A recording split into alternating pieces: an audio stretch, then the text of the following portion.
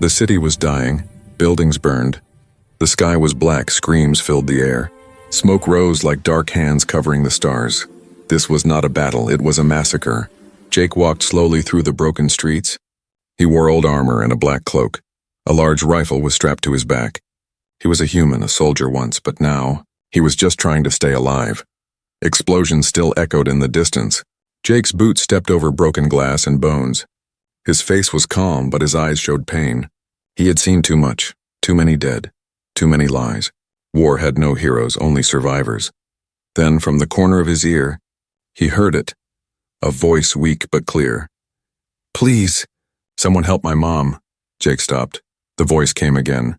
"Please, someone, anyone, help my mom." He turned around. There, through the dust and fire, he saw a small figure. It was a child, an alien boy. No more than 7 years old, his skin was soft gray. With glowing blue marks on his arms, his eyes were big and filled with tears. He held something close to his chest, something shining. Jake took a step closer. The boy looked at him with fear, but also hope. "Please, mister," the boy said, his voice shaking. "My mom is hurt, she's trapped, please help." Behind Jake, other humans were shouting, "Jake!"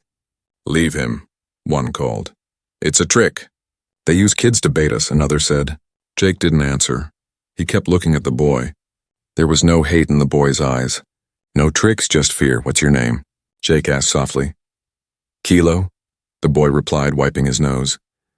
"Where is your mom, Kilo?" "Under the healing place we ran when the fire came." Jake looked at the sky. More ships were coming. The enemy was everywhere. He could turn around and walk away. No one would blame him. But something deep inside his chest said no. He remembered his sister. She had cried like this once, and no one had helped. "Take me to her," Jake said. Kilo's eyes lit up. "Really? You'll help?" Jake nodded. "I said I would, didn't I?" Kilo grabbed his hand. It was small, warm, and shaking. They ran through smoke and ash, past bodies, past fallen walls. The boy moved quickly like he had done this before. Jake followed, watching every shadow. Any moment could be a trap. Soon they reached a broken building. It had once been a hospital now. It was only dust and steel. "This way," Kilo whispered. He pulled aside a broken door and led Jake inside. It was dark and hot, sparks still danced in the air. Jake pulled out a small light and followed. Kilo stopped at a large hole in the floor. "She's down there," he said, pointing. Jake looked down. He saw nothing, just blackness. But he could hear breathing. Slow, weak, but alive. "I'll go first," Jake said. "No, wait," Kilo said and held up the glowing thing in his hand. It was a smooth crystal, shining with soft blue light. He pressed it against the wall and the wall moved. A secret path opened. Jake raised an eyebrow. "Smart kid," he muttered. Kilo smiled for the first time. They moved through the narrow tunnel. It smelled of smoke and blood at the end. They saw a woman lying on the floor. Her body was hurt, her clothes burned, but her arms still held 2 small alien children. "Both unconscious, Kilo," she whispered weakly. The boy ran to her and hugged her tight. "I brought someone, Mom," he said, "a human." Jake stepped closer. He knelt beside her and checked her pulse, still alive but barely.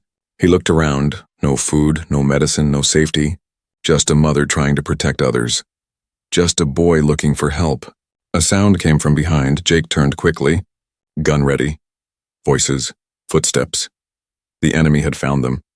"Kilo," Jake said. "Hold your mom's hand. Don't let go." He raised his rifle and faced the darkness. He had made his choice. He would fight for them now. Even if no one else dared to, even if it cost him everything.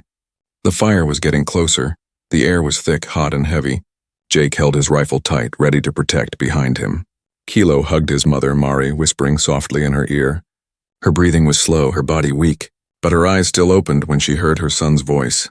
"We can't stay here," Jake said, his voice firm but calm. "They're coming, and we have to move." Mari tried to sit up but winced in pain. Kilo held her tightly. "She's too hurt to walk," he said. Jake scanned the broken bunker, his eyes sharp like a soldier again. "I'll carry her," he said, placing his rifle on his back. Jake gently lifted Mari into his arms. Her skin was warm and glowing faintly, like silver light hiding beneath her wounds. As he moved, Kilo picked up the glowing crystal again. It flickered with strange energy, alien but alive. "Where do we go?" Jake asked. "There's an old shelter below the city," Kilo replied. My mom told me about it before, but we never used it. Jake nodded. Then show me the way. The three moved quickly. Kilo led them through tight alleys and under collapsed buildings. They avoided drones flying above, hiding in the shadows. Jake's boots moved without sound. Trained from years of war, Kilo's small feet danced like he had been doing this forever. He was just a child, but one who had already seen too much. As they reached an old tunnel entrance, Kilo stopped. "This is it," he whispered. "The way down." Jake looked at the old steel door. It was locked with alien tech. Kilo stepped forward and pressed the crystal into a small round slot. With a soft hum, the door slid open, revealing a dark stairwell going deep underground. Jake helped Kilo go first, then followed with Mari in his arms, step by step. The light above faded until only the crystal lit their path. The tunnel smelled like wet metal and old memories. Finally, they reached the shelter. A large round room built with smooth white walls and silver light panels. Everything was dusty but untouched. Jake placed Mari on a soft bench. She coughed, but her eyes opened wide.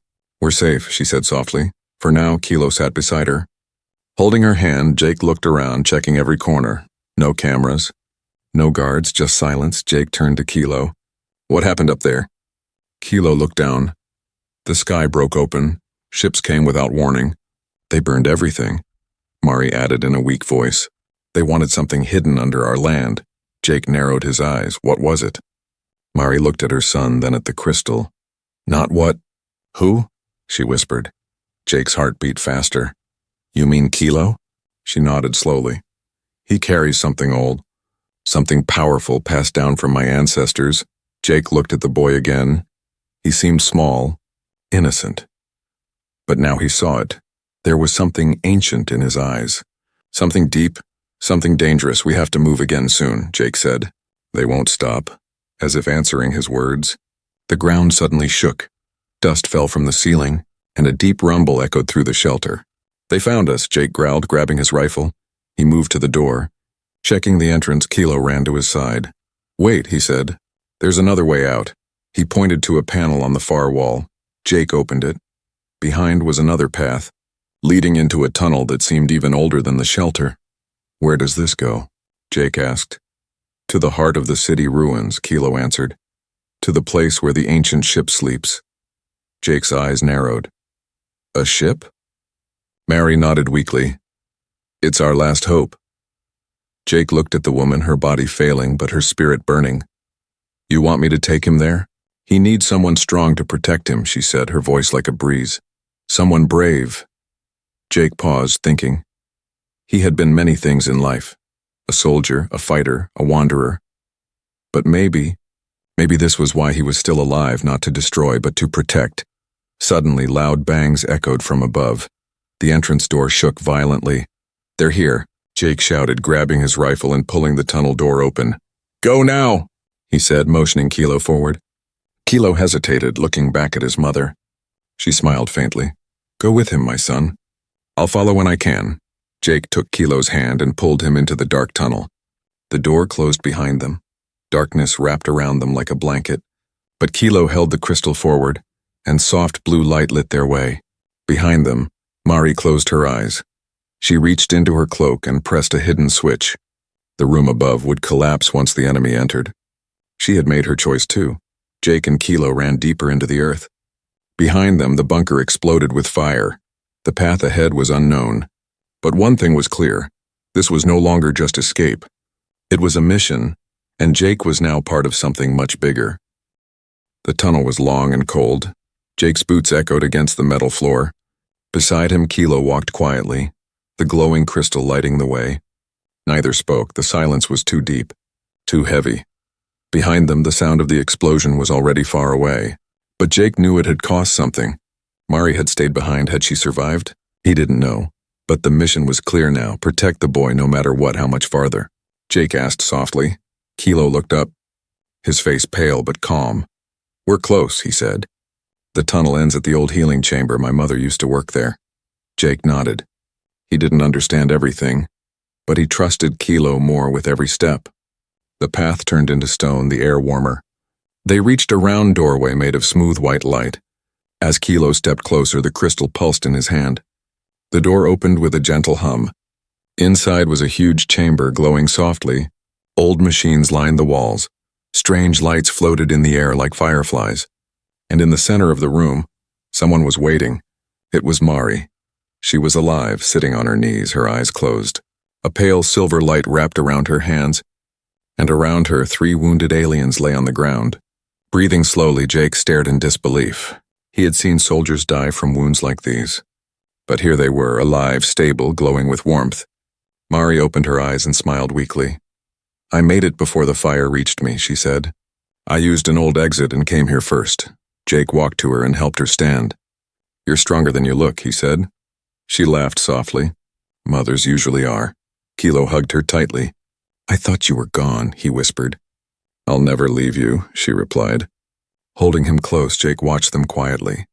Something in his chest hurt, a feeling he hadn't allowed in years. Hope. But Mari's face turned serious again. "We don't have much time," she said. "They'll find this place soon. They're searching for Kilo." "Because of the crystal?" Jake asked. Mari nodded.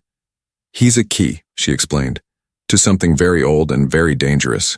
Jake frowned. "Dangerous how?" Mari moved to a large screen on the wall. With a wave of her hand, it lit up. It showed an ancient map, glowing in red lines. "In the center of our world, deep under the ruins," she said, "sleeps a ship older than memory." Jake looked at the image. It was massive, wings like cities, eyes like stars. "What kind of ship is that?" "Some say it's a guardian, some say a weapon," Mari said. "But only someone with the crystal bloodline can awaken it." Jake turned to Kilo. The boy looked scared now. "I don't want to awaken anything," he said. "I just want to keep my mom safe." Jake knelt in front of him. "You don't have to do it alone," he said. "I'm with you now." Suddenly, a sharp sound echoed from the back wall. Mari's face went pale. "They're here," she whispered. Jake rushed to the wall panel and opened the emergency view. Through the tiny cameras, he saw dark figures moving, not soldiers, hunters. Tall, armored, with glowing red eyes. They were not here to capture. They were here to kill. "We need to go," Jake said, pulling Mari up again. "There's another exit through the healing pods," she said, "but it leads directly to the ruins." Jake loaded his rifle. "Then we go through the ruins." Kilo stood between them, holding the crystal close to his chest. "I can feel something," he said softly. "It's calling me." Jake raised an eyebrow. "What's calling you?" "The ship," Kilo whispered. "It knows I'm coming." Jake didn't like the sound of that, but there was no other way. Mari led them through a wall that opened like mist. Behind it was a spiral stairway, old and broken. They climbed down carefully, deeper into the earth. Behind them, the healing chamber flickered, then went dark. At the bottom of the stairs, they reached a round platform. It was made of black stone, covered in alien writing as Kilo stepped onto it. The crystal lit up brighter than ever. The ground began to shake. The air hummed. The stone sank slowly like an elevator without sound. Jake raised his weapon again. "Where is this taking us?" Mari's voice was quiet but strong. "To the place where the stars once listened," she said. "To the place where the future sleeps." The stone platform stopped. A massive gate stood before them, covered in dust, sealed for ages. Then Kilo walked forward. Crystal in hand, the gate responded. It began to glow, it began to open, and from the other side a wind blew through, cold. Heavy and ancient, something had awakened. Something had been waiting. The gate opened slowly. Stone grinding against stone, dust poured into the tunnel like a living fog. Jake stepped in front of Kilo, weapon ready. His eyes scanned the shadows, alert, sharp, focused. Beyond the gate was a huge underground chamber. It stretched wider than a city block. Ancient pillars reached up into darkness. Symbols on the walls glowed faintly as Kilo's crystal lit the air. Everything felt alive, but old, like something sacred had been sleeping here for thousands of years. Mari stepped beside her son. Her body was weak, but her spirit was stronger than ever. "This is the cradle of the Starborn," she whispered. Jake frowned. "What does that mean?" Mari looked at him, her voice soft but heavy. "Long ago, beings came from beyond the stars and left behind a promise. A ship," she continued, "not just to travel, but to protect, to fight when the world was in danger." As they walked deeper into the chamber, the air changed. It became warmer, heavier, filled with energy. Every step echoed louder. Kilo held the crystal close to his heart. It was glowing brighter now, like it was excited. Or scared, or both. Suddenly, the ground trembled. Jake turned fast, eyes sharp. From the tunnel behind them came a deep echoing roar, then the sound of metal boots, many of them. "They're here," Jake said. Tightening his grip on the rifle, Kilo flinched. But Jake placed a calm hand on his shoulder. "Stay close to your mom," he said. "I'll hold them off." "No," Mari said firmly. Stepping forward, "You'll be surrounded. You'll die." Jake shook his head. "I'm not here to die. I'm here to give you time." Kilo reached for his hand. "Please. Don't leave us," he whispered. Jake knelt down, his voice gentle. "I made you a promise, remember?" he said. "To protect you and your mom. Now go," he added. "The ship is waiting for you." Mari hesitated but then nodded. She guided Kilo toward the far side of the chamber where a strange door pulsed with blue light. Jake turned back toward the tunnel. Shadows were moving fast, red eyes glowing in the dark. He took position behind a broken pillar, breathing steady. "I hate this part," he muttered under his breath. Then aimed his rifle. The first hunter entered, tall, armored. "Quick!" Jake fired. A clean shot to the head. It fell without a sound. Then two more appeared. Jake rolled to the side and fired again. One dropped. The other hit his shoulder with a burning shot. Jake grunted but didn't stop. He moved like a ghost, trained and deadly. But he knew there were too many. Meanwhile, Mari and Kilo reached the glowing door. The crystal floated from Kilo's hand and slid into the wall. The door shimmered and opened silently. Inside was a round platform with strange chairs and controls. "This is it," Mari said, her eyes wide with awe and fear. "The core of the ship." Kilo stepped inside. The moment his feet touched the floor, the entire room came alive. Lights blinked. Walls hummed, air shifted, a deep voice filled the space. Speaking in an ancient language. "What's it saying?" Kilo asked. Mari closed her eyes, listening. "It's asking, if you're ready," she whispered. Kilo looked scared. "But I don't know what to do." "You don't need to know," Mari said. "You just need to feel." Back outside, Jake was surrounded. He ducked behind fallen stones. Reloading fast, his arm was bleeding. His breath short, but he was smiling. "Come on," he said to the hunters. "Let's dance." Then suddenly the ground shook harder than before. The air filled with a deep humming sound. All eyes turned toward the chamber's heart. A beam of light shot into the sky from the ship core. The ancient ship was waking up. Jake looked up, stunned. The whole chamber shook. Pieces of the ceiling started falling. Hunters screamed as energy waves blasted them off their feet. Jake stood slowly, chest rising and falling. "Knew the kid could do it," he said. Then ran toward the ship. Inside, Kilo stood alone at the center. The crystal was floating above him, spinning fast. He closed his eyes. Memories not his own flooded his mind. Stars, galaxies, voices of people who died long ago. He cried but didn't stop. "I'm ready," he whispered. The ship responded. A giant circular roof opened.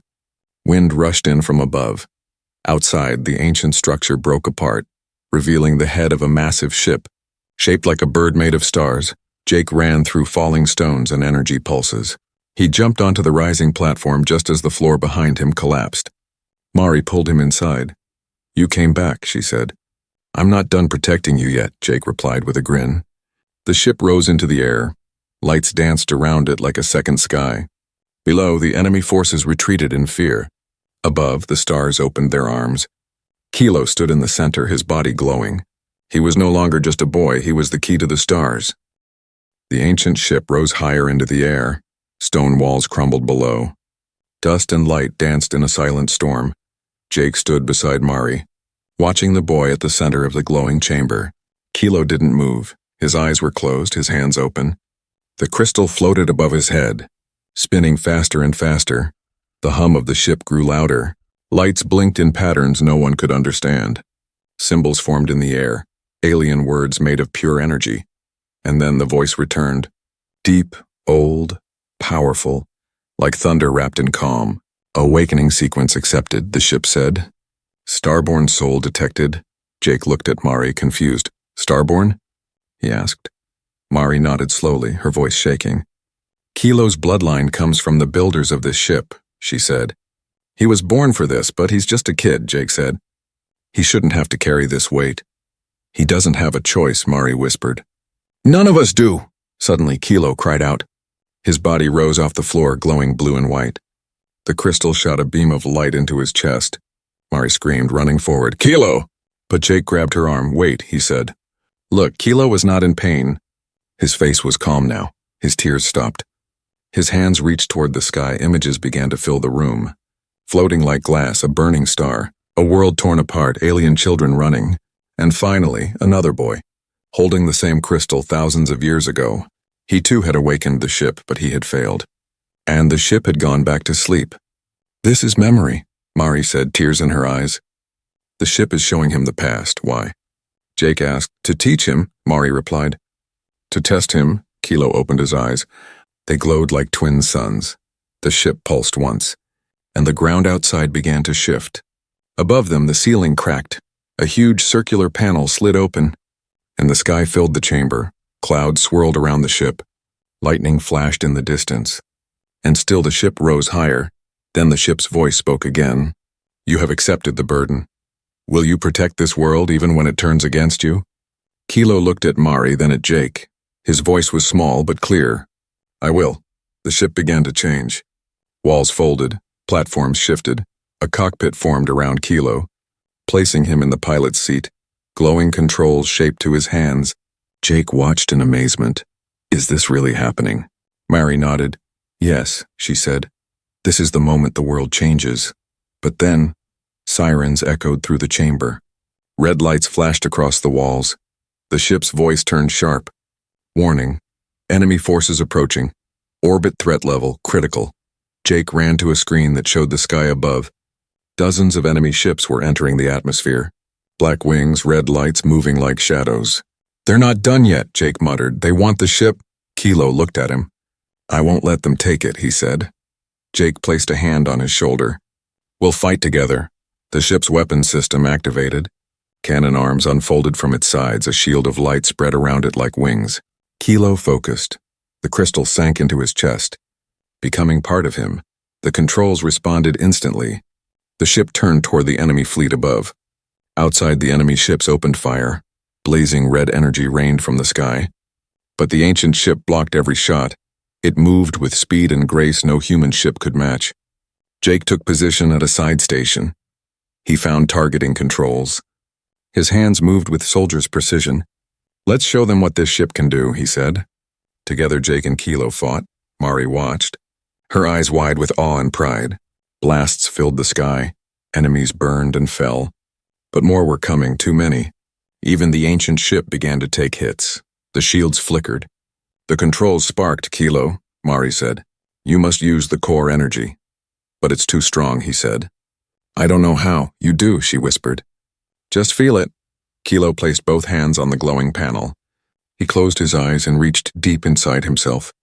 Into the light, into the pain, into the promise. The ship began to glow again, brighter than before. Every symbol lit up, every weapon hummed. And in one final roar, a wave of energy shot from the ship. The enemy fleet was pushed back like leaves in a storm. Ships shattered. Fire fell like rain. And then, silence. Jake looked around. "Is it over?" he asked.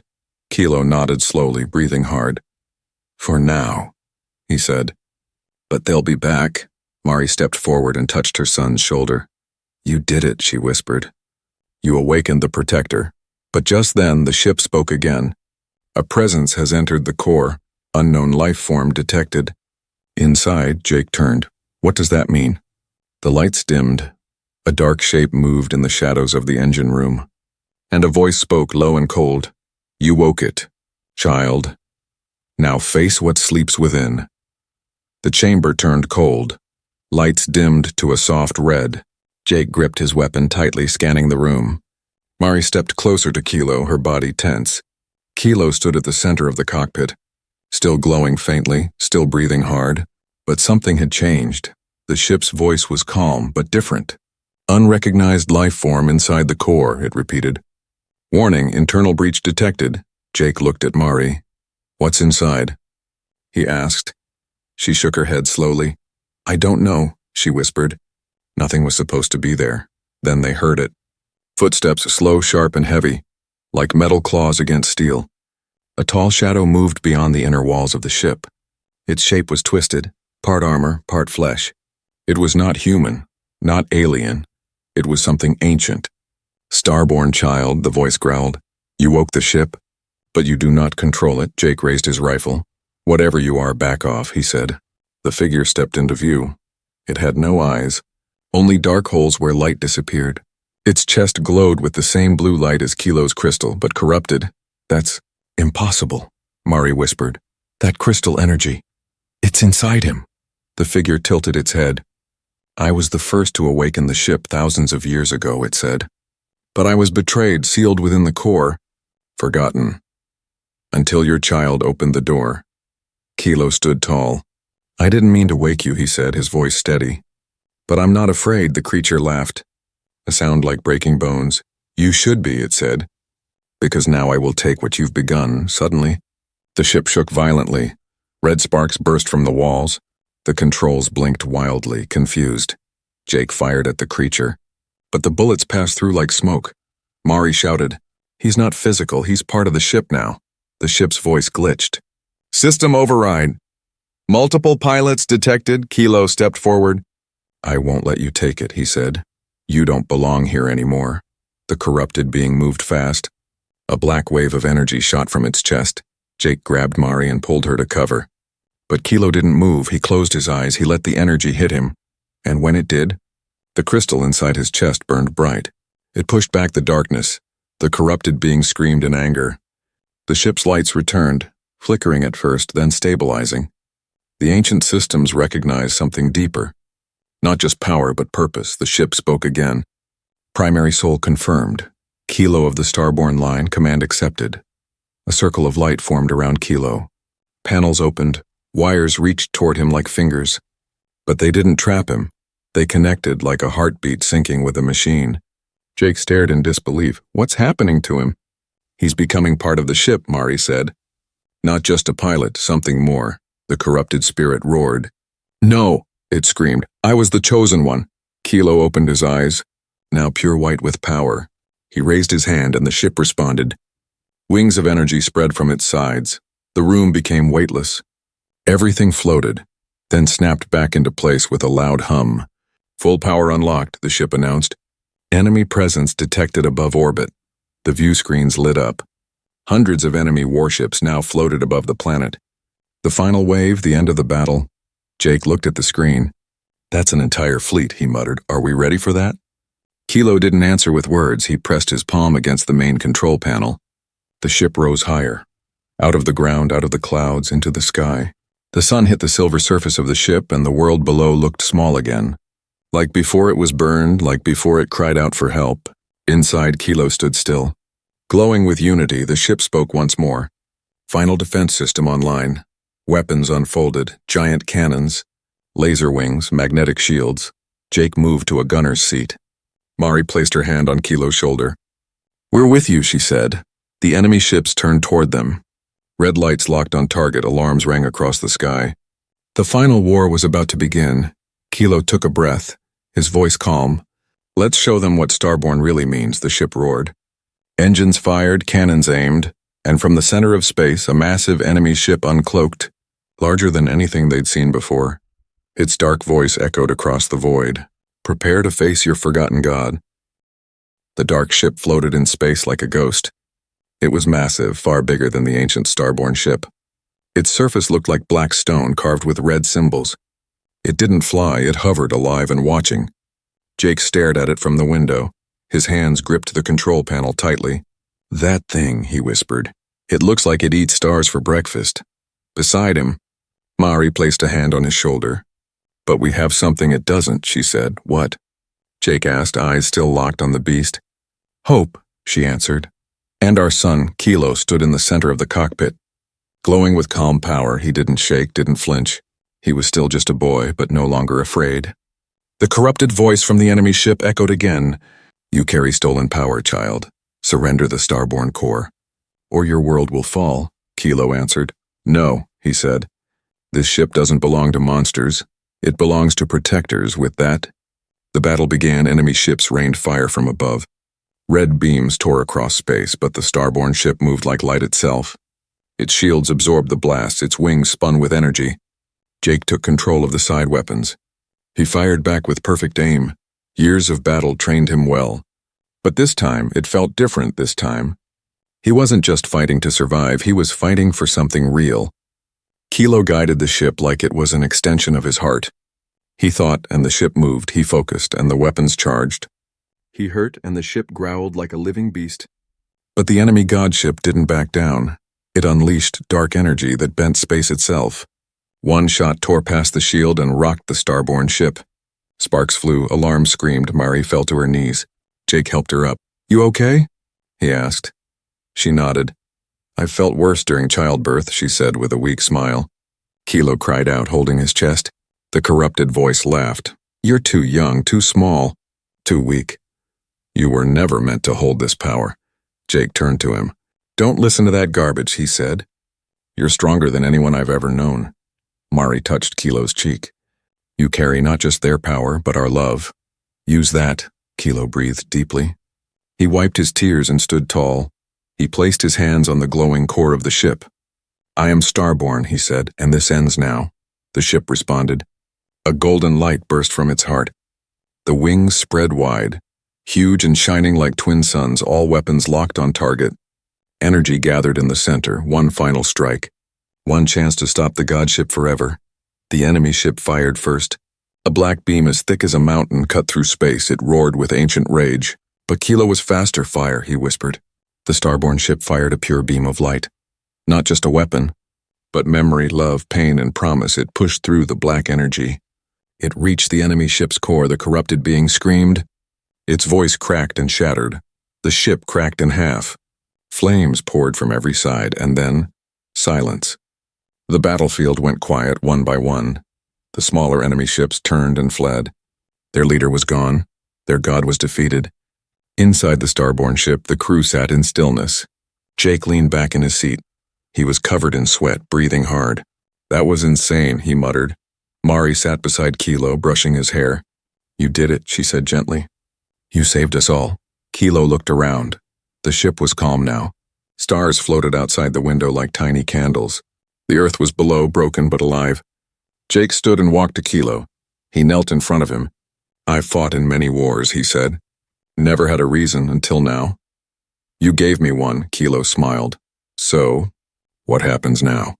he asked. Jake stood up and stretched. "Well, I don't know about you two," he said, "but I'm done with war." Mari laughed softly. "I think the universe needs healers more than soldiers." Kilo looked out the window again. "What if others come?" he asked. "They might," Jake said. "Then we fight again?" Jake shook his head. "No," he said. "Then we protect?" As a family, the ship began to descend, back toward the planet, toward the people, the ruins, and the rebuilding. As they entered the clouds, the sunlight broke through. It lit up the silver wings of the ship. Below, people looked up and pointed. They saw the protector return. Kilo stood at the window and whispered, "We're home." Mari placed her arms around both of them. Jake placed a hand on Kilo's shoulder. Not by blood, but by bond. They were a family now, not just a healer. A soldier and a boy, but the beginning of something new. A new story, a new future, a new family in the stars.